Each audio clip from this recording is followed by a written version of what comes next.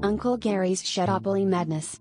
So last Saturday, my family decided to have a game night, and as usual, my Uncle Gary showed up 30 minutes early carrying a suspiciously lumpy grocery bag and a grin that could only mean trouble. We'd already picked out a few classics, code names, Uno, maybe some Settlers of Catan if we felt ambitious, but Uncle Gary plopped his bag on the table and announced, "I've invented a board game. It's going to change family game night forever."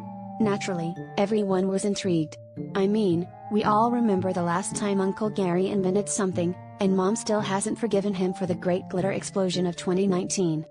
He started pulling out pieces, a Monopoly board with all the spaces covered by masking tape, a stack of index cards, and a single, battered thimble.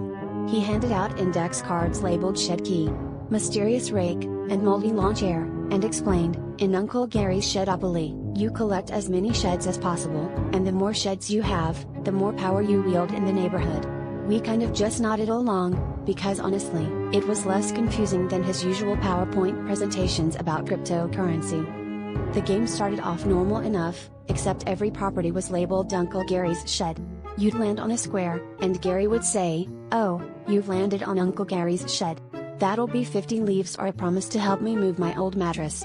Instead of chance cards, there were "Oops, you found a squirrel" cards, which usually involved elaborate stories about the time Gary tried to make a birdhouse out of a lawnmower.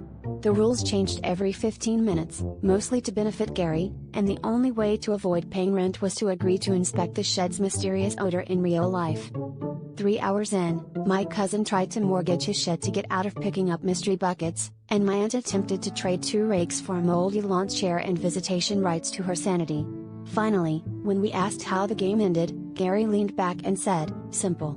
The only way to win is to agree to help me clean out my actual shed tomorrow." So, in the end, we realized it wasn't really a board game, it was just Monopoly with extra chores.